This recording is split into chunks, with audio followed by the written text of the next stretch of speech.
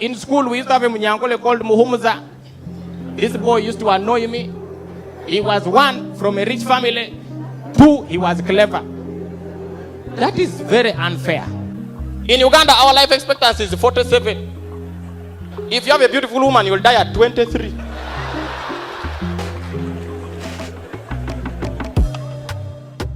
Welcome to the Nilotic Spice podcast. This is a special episode because this is the first episode. And since it's special, I have a very special guest for you guys. Now, in this channel, we talk everything Nilotic, from the people, the celebrities, the comedians, the musicians. And tonight, we are not going to disappoint you because we have a son of the soil. Now, this gentleman does not need introduction, so I'm going to let him introduce himself. Yes, my people, my name is Dr. Okello, and I'm so happy to be here. And we're here to spice up the show and here to share some knowledge about the Nilots. Good to see you. My brother, how are you? Good, man. Welcome to Gulu. So tell me about yourself. I am the one asking you. I'm the one asking you. People go for interviews. I know, right? And they interview the interviewer. You want to interview the So interviewer. how is your wife doing? How do you people work here? Do you have lunch? Why are you sweating? But I'm so happy to be here, bro. Great, man. Yeah. Great, man. You're welcome home, man. Thank you. So, yeah, we know Dr. Okello, the comedian, very wide following on YouTube. Yeah. You have so many fans, and you have done immense things for comedy. Thank you. But I personally, and I think most of our viewers want to understand the real Hilary Okello, the boy. Like, how did it all start? I want to know from the boy who was inspired to what you are right now. I want you to take us through that. I think for me, that is in relation to comedy. Yeah. In relation to comedy, I always just like to have fun. So growing up as a child, just want to play around, when family is around, you're the one who's sort of making people laugh. And parents always coin the word stubborn. They make stubborn seem to be a very bad thing. They're like, child is stubborn. But it's just because you're very excited about life. Yeah. But stand-up comedy in particular, I think one memory that comes to mind is a time when I was traveling with my mother from Lira, and we're traveling to Kampala, and we're in this bus, and buses of those days, they would even put a screen for you to watch. These days, I don't know, by the bus companies, you no longer like us as much.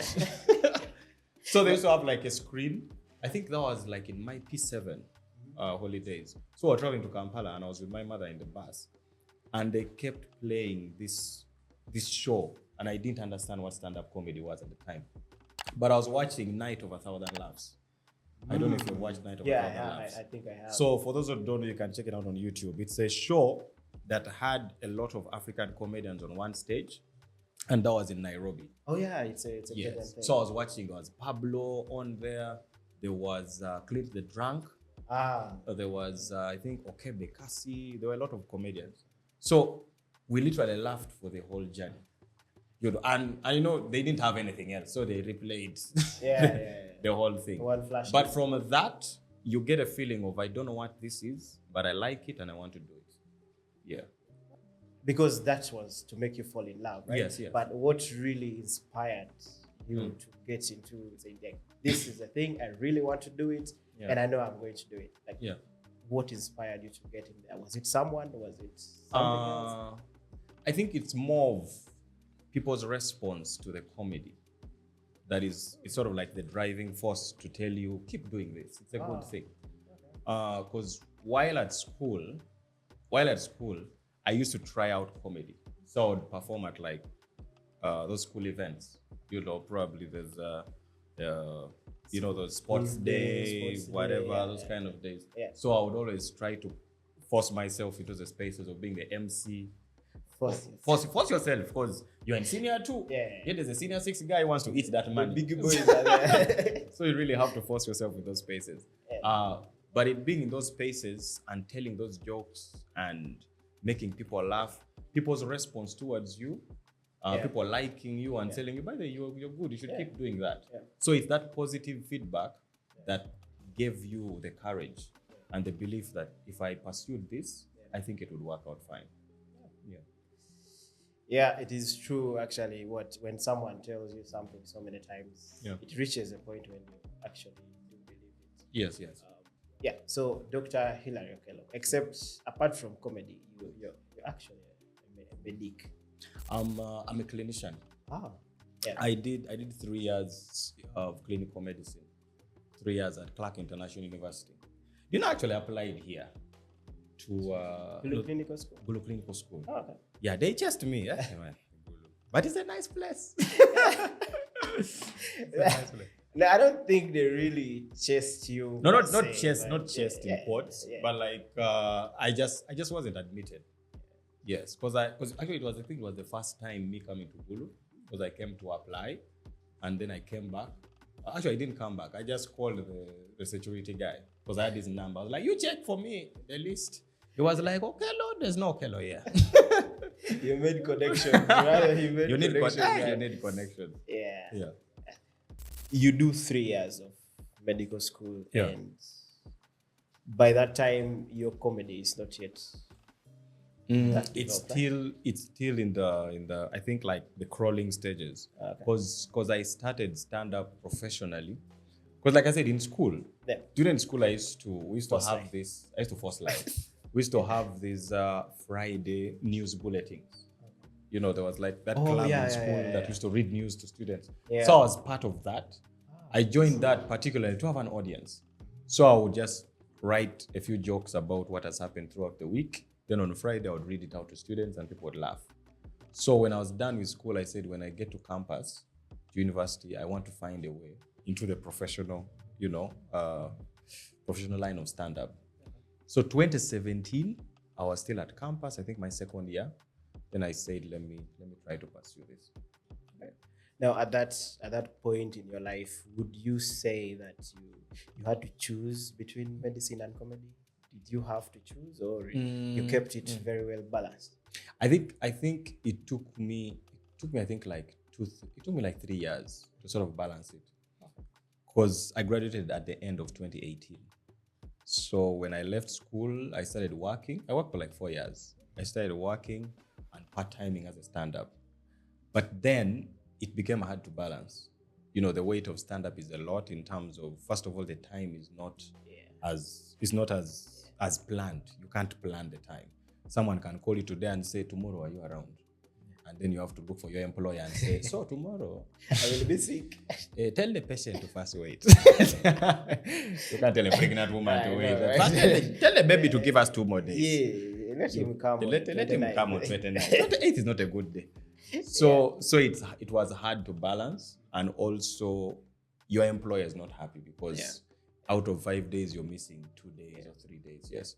So with time also the comedy started growing and you start getting some revenue, and you realize, I can actually live off this. Yeah. So then that's when I made a decision to now take on stand-up fully. Oh. Yeah. Okay. Yeah. You sound disappointed. No, I'm not. What answer did you want? No.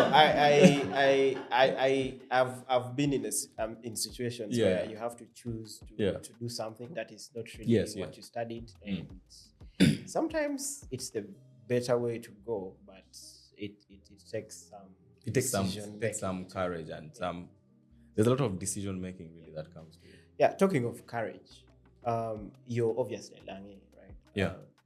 It's the obviously that matters me. These are the guys. By the viewers, have you ever been to the bus park? And on arrival, people already know where you're going. You're going to Lira, 25,000. I've gone to, every time I go to the bus park, nobody has said, Mbarara, Busheni? No, but they look at you like, Okello Binkan, just come. They even guess you. They're like, how did you know? Like, we just know you. Gulu, Lira, Pakwach. Okello is a good guess, though. Okello is a good guess. If you are really looking at someone you don't know, you just say Okello. It's Actually, any northerner, you just say, how is Okello doing? It's like, my uncle. They always, everyone has an Okello. But to regard that point, I'm not disappointed. Yeah. And obviously, Elangi, and a courageous one at that. We realize that in Uganda right now, most of the comedy is not dominated by people from the side, like the Nilots, I can say. Yeah. So it should have, or could have taken some work for you to get to the top. Because my guy, if you didn't know, you're a buddy guy. It's hard. You're a buddy guy right now. Thanks. So how did you manage to maneuver your way to the top, like to the top, and you're at the same level with the guys that we used to watch a long time ago?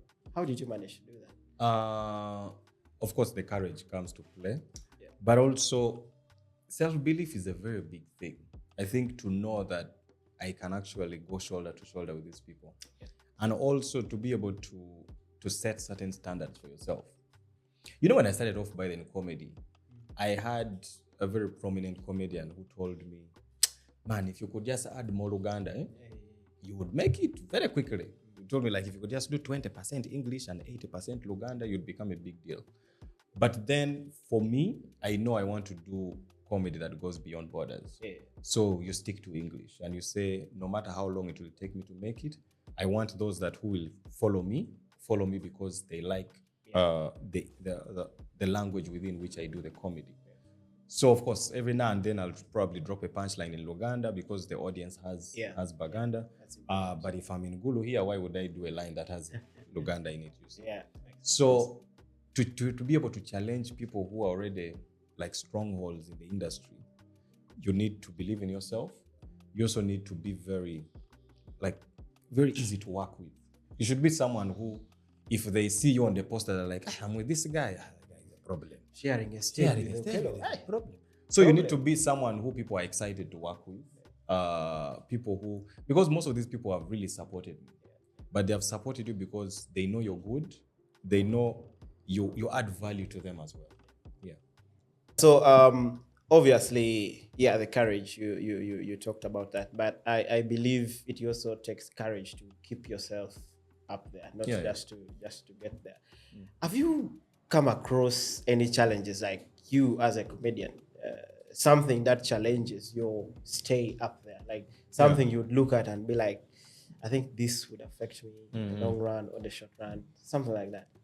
I think it's a very broad question. Because in stand-up alone, the challenge of staying up there is the biggest challenge is coming up with new content. Right? So there are people who will struggle to write new jokes and sort of appease their audience as they're up there. But then for me, that it helps that I just write about my life. So things that happen to you on a daily is what you write about. Guys, I went and bought a condom today, and then that is so after buying it, you're like, let me go and write about this. So then because people relate about that, you know. Not like today actually I came on a bus and I have some jokes about buses and I got something interesting today that also I want to write. So the more you experience life, the more you tell people about life. But also I think another challenge, especially in the entertainment industry, there's a lot of drug use. And that takes a lot of self-control and self-belief and setting your limits. You know, there are people who use drugs before they get on stage.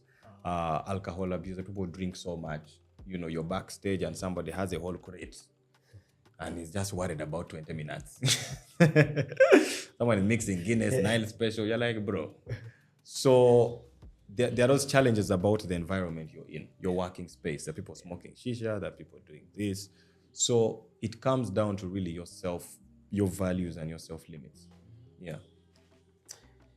Well, that's a lot of self-control. It's a lot. In one sentence. So obviously you have your own inspirations, but what would you, or who would you cite out as that person that has inspired you in stand-up comedy? Like someone you could look up to and be like, I want to do that. I know you want to do a Netflix special. So is there anyone who has really inspired you to do that? I think, first of all, in the Ugandan context, one person who I really look up to is Salvador. Because I've known him as a person, but even as a comedian who was starting out, he was one of the people you would look at and say, I like how he does his comedy. I would like to be at that level. And with the engagements I've had with him, you get to learn a lot, because he has helped me a lot with some international shows. We've been to shows together, and he tells you, when you go on stage and do this, do that. And it actually works out. Then I think internationally, one of my biggest inspirations is Trevor Noah. When you look at, considering one is African, and then to make it as far as where he has gotten to. Yeah. And this is someone who was just starting out in South Africa, trying to push himself. Then he challenged himself, went to the UK, went to the US, and do all of that.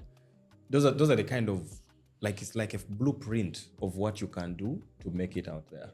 So one of my goals actually this year is to do a show in the UK. Okay. So I'm hoping if the year goes well, please, if you're a bishop, archbishop, please, in your prayers, include Hillary somewhere.